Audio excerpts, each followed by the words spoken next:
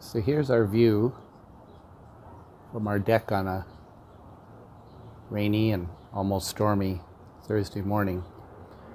What I'm sure you can't see, but that I can see, is that there are people actually out there on the golf course.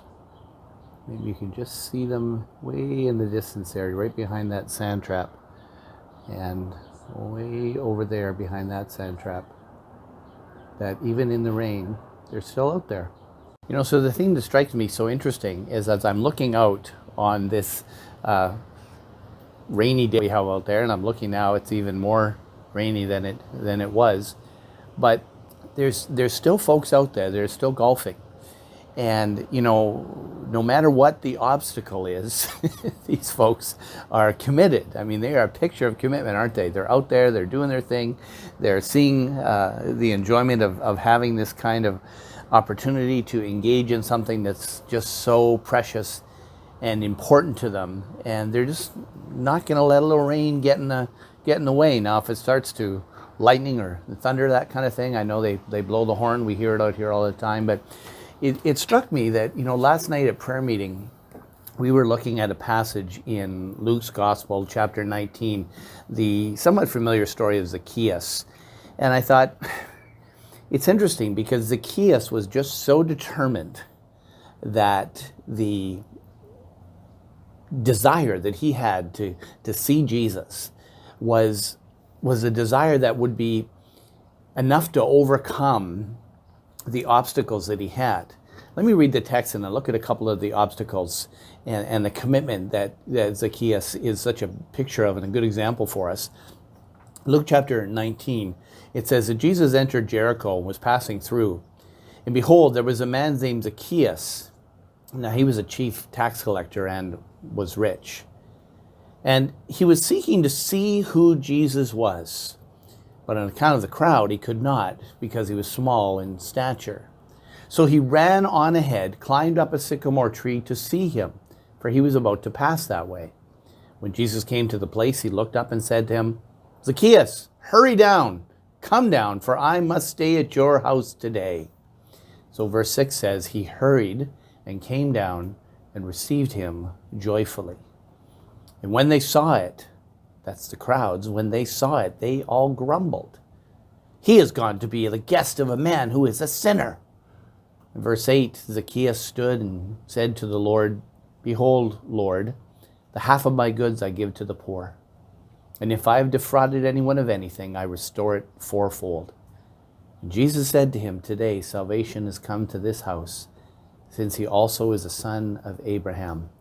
For the Son of Man came to seek and to save the lost. What's interesting to me is that you see these obstacles, that Zacchaeus was a tax collector, chief tax collector, and was rich. Now, Zacchaeus was a Jewish man, but he's collecting taxes, not for the Jewish nation, but from the Jewish nation. And it says he was rich. One of the things that we know in these days is that tax collectors were not well trusted by the Romans. So there was always guards around them, not only to protect the money that was coming in for the Roman Empire, but certainly to see how it is if the tax collectors themselves were giving everything that was due. But how is it that he became rich? This is some kind of huge, government civil service job that he's getting paid, an exorbitant amount of money? No. What they would do is they would just pad the bill. So if someone owed $100, Zacchaeus would charge him $120. And the Roman government would get their 100, but he would get the extra 20. Something like that. Point is, he wasn't trusted by the Gentile Romans, and he certainly was hated by the Jewish people. For he was working for the enemy, and he was working against the Jewish people. He was defrauding them. He was taking advantage of them, and taking advantage of them by serving their enemy, the occupying force of Rome. So the obstacle of him coming to get a glimpse of Jesus even, not just because he was personally short in stature, which Luke mentions, and that there were so many crowds that he had to overcome, but even that fear and distrust and hatred that he would have felt from his fellow Jews was something that he had to overcome. But you notice that the text says that he was seeking to see who Jesus was. And there's a bit of a double meaning, right? Not just, well, I wonder who he is, but who is he? What's he all about? What's going on with this? So he ran ahead to get up this tree, which is not the same as saying he sat up on the top end of the bleachers, or he went to the second story house and looked out the window. No, I mean, climbing up a tree, that's significant. That has a sense of desperation. But he was going to overcome that obstacle because he wanted to know who Jesus was. He wanted to know something about Jesus. There's a movement of God here. And you'll see it in a moment how he summarizes it. But it's interesting because he comes up this tree where Jesus was about to pass that way. And what does he find? He finds it's Jesus who speaks to him. And you see, because it's Jesus who speaks to him, you realize what's happening is that at the end of the text, it actually says that Jesus has come to seek and to save that which was lost. Which means that as much as it looks like Zacchaeus is the one who's trying to overcome the obstacles to see and recognize who Jesus is, it's actually Jesus who's doing the seeking and, yes, the saving. Because of that, Jesus is showing himself to be who we know Jesus to be. The one who is moving in the lives of people to see that the obstacles to him are overcome.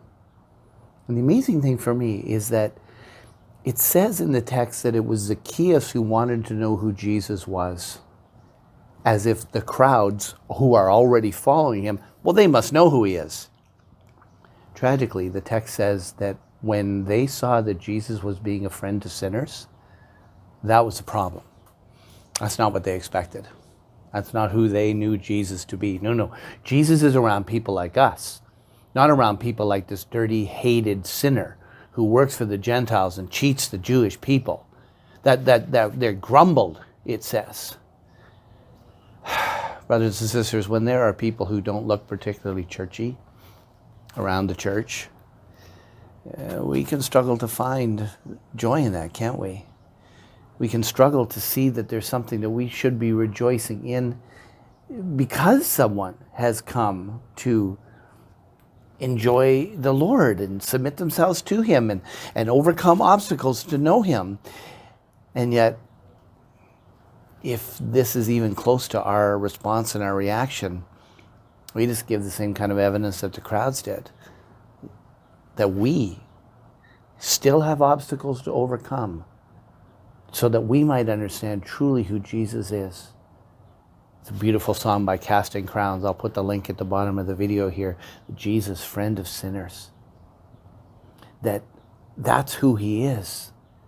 And when we fail to recognize and rejoice in him saving sinners that look different and sound different and smell different than us, even in a church context, we realize and are displaying that there are still obstacles in our lives in terms of understanding who Jesus is, really is. You know, friends, the fact that Jesus is the friend of sinners, that gives us hope. That ought to cause us to rejoice because he's a friend of us, only because he's a friend of sinners. Jesus does not require people to be all cleaned up and to be the people that he's going to make them before he saves them. No. Jesus saves and clings to us.